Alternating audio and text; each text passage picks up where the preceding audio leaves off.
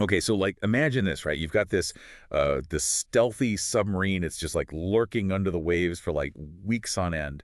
And then there's this massive aircraft carrier like bristling with all these drones, you know. Mhm. And to top it all off, you've got a destroyer. But this isn't just any destroyer. This thing is armed to the teeth with like cutting-edge missiles. Sounds like a scene from a movie, right? Yeah, totally. But this isn't some Hollywood fantasy. It's actually happening. This is the reality of Turkey's Navy, which is like rapidly expanding right now. It's a pretty remarkable development. It really is. And for this deep dive, we're taking a look at a report from Naval News, and it highlights these three key projects in the Turkish naval program. You know, the MUGM aircraft carrier, the TF-2000 destroyer, and then there's the Milden submarine. And these aren't just like minor upgrades. These projects, they represent a really bold shift in strategy, right? One that could totally reshape the whole balance of power in the region. It's huge. And what's striking to me is that Turkey is pursuing all three of these projects like at the same time, you know. It's like they're going all in. Yeah, and that sends a pretty clear message, doesn't it? They want to project power, right? They want to make sure that their interests are safe and secure in these key strategic areas, It's, like the Black Sea, for example, or the Eastern Mediterranean. yeah, exactly. So let's break down each of these projects, right? Yeah. So starting with the MUGM, this is uh I mean, this is not your typical aircraft carrier. Oh no, not at all. This thing is massive, like Right. 285 meters long. It can carry like 50 aircraft, including drones. That's a lot of firepower. It's basically a floating airbase. Exactly. So, you know, it's designed to have a presence. You know what I mean? It can handle a whole range of missions from like disaster relief all the way to, well, I mean, you know, they don't really say it outright in the report, but you know, power projection Right, right. They're definitely capable of flexing their muscles a little bit with this thing. for sure. Now, there's this detail in the report about its COGAG propulsion system. Yeah. I don't know. I don't really know what that means. Can you explain that a little bit? Yeah, yeah. So COGAG, that stands for combined gas and gas. It's Yeah. basically a system that uses multiple gas turbines, which makes it a lot more efficient, a lot faster too. So in the case of the MUGEM, what this means is that it's got a rapid response capability, so it can reach these potential hot spots, these flashpoints, much quicker, across the Eastern Mediterranean, and essentially it's really extending Turkey's their reach. So it's basically like having like a really fast response team, but on the sea. Exactly. Yeah. Okay, and the report also mentions that they've got this unique design for the bow, you know, the front of the ship, and apparently this reduces fuel consumption and also underwater noise. What's the strategic advantage of that?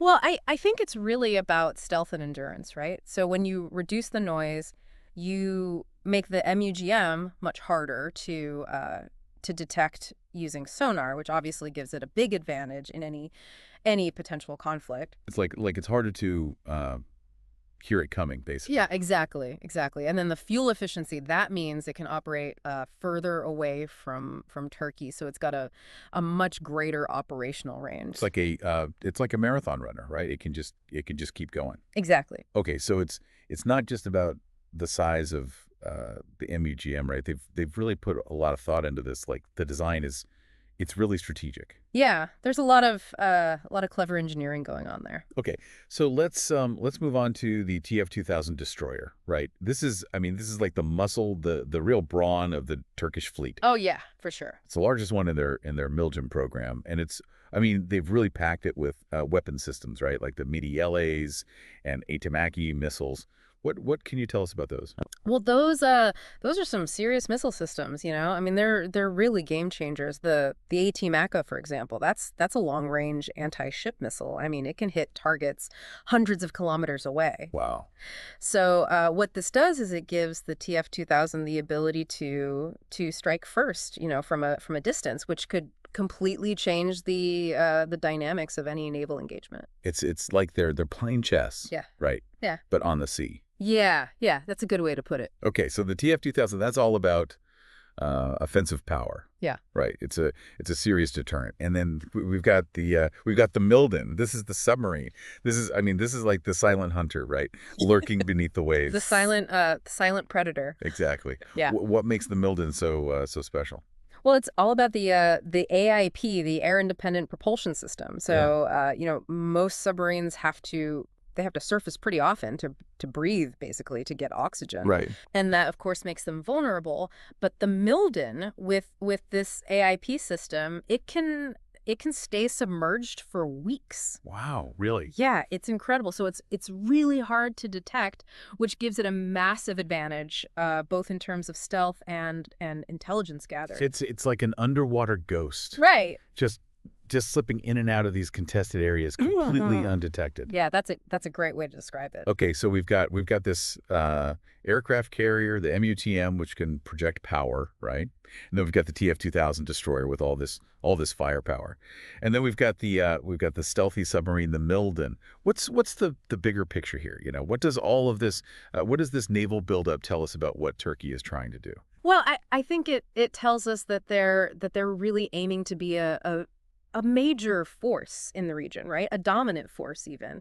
They want to protect their maritime interests, of course. They want to secure those trade routes, but they also might be, looking to assert themselves a bit more in regional disputes, for example. So it's about more than just defense, right? Oh yeah, I think it's definitely got a broader strategic dimension to it. So what does that mean for for their relationships with other countries in the region, or even, global powers? Yeah, well, that's a big question, isn't it? I mean, it has major implications. Okay, so it really sounds like Turkey is setting the stage for a new era in the region.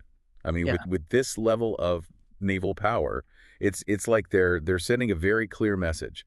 They're not messing around. No, they're not. They're a force to be reckoned with. A force to be reckoned with, and I think that's a good place to wrap up our deep dive today. But Yeah.